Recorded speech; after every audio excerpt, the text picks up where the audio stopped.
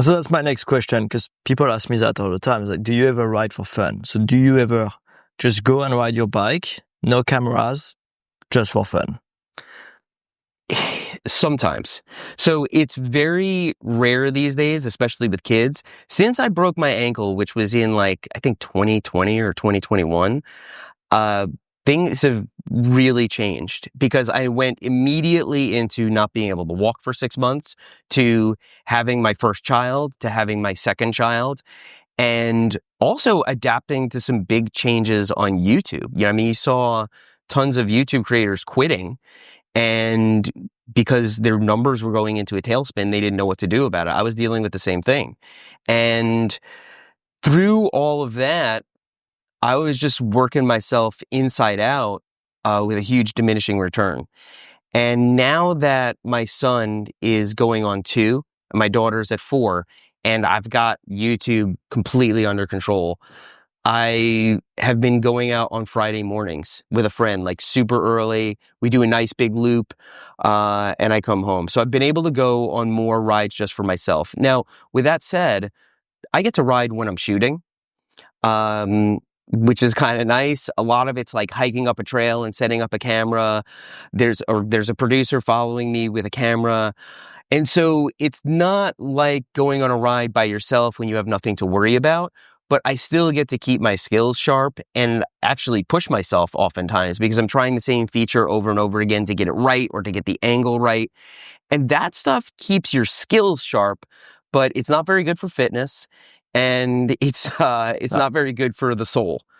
But from like a strength standpoint, I am hiking up and down trails over and over again. If I do a loop around a mountain bike trail, not only am I doing the loop, but I'm also hiking up and down with gear like 10 times. It's a different type of fitness. It's a different type of fitness. And so when it comes to like kind of raw power or pulling for something, I'm really good. But from a cardio perspective, I don't get all that much of it. I'm exactly the same. I can hike up In and Out, which we checked out yesterday, hundreds of times in the day.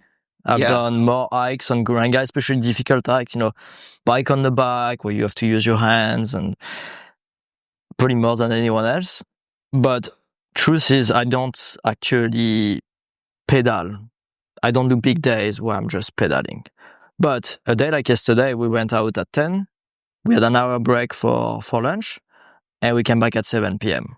Yeah. And all of this was actually, pushing the bike up and down, bits of pedaling in the middle. So still physical day, but it's not those cardio days where you keep your heart rate in zone 2 the entire time.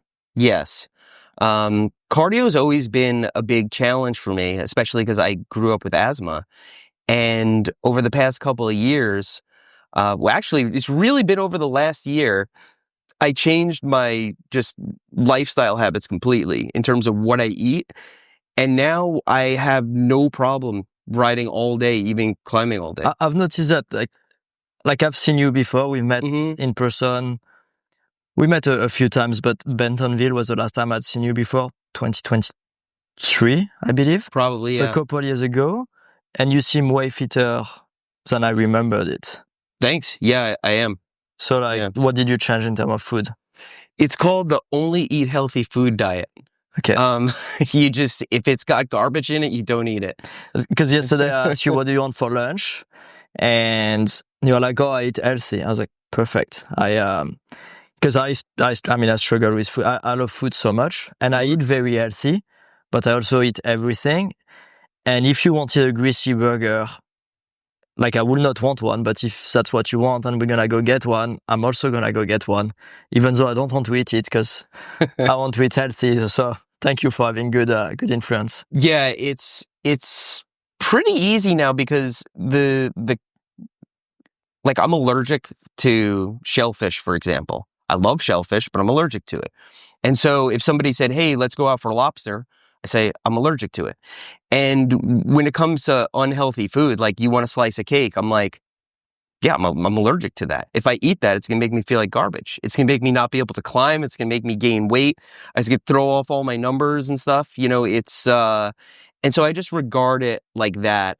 And food is an addiction, right? Like, tell me about it. But there's some crazy percentage of people that lose weight, and then it's like 98% of, I don't have the number off the top of my head, but something really discouraging, all gain it back within a certain amount of years, because it's hardwired into our DNA to eat as many calories as possible, because when we were hunter-gatherers, you're lucky if you got enough calories in a day. And so you're just like your dog is never not hungry. Especially mine. Yeah. You're hardwired to just always want to eat stuff and to eat the most calorie-dense stuff possible. And so if you know anything about addiction, whether it be alcoholism or somebody who's addicted to opiates or whatever, you never run into somebody who was once an addict and is now clean, and they say, yeah, I just started using heroin in moderation. Yeah, I only do it on the weekends now. You never hear that. You hear they stopped completely. And so for me, the only thing that works with food is I just don't eat that stuff anymore.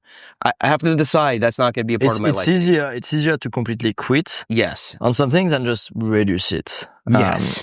I experience that with food. Yeah. With a lot of type of food, but I love food. I hear it brings me a lot of fun, especially after a big day like we did yesterday.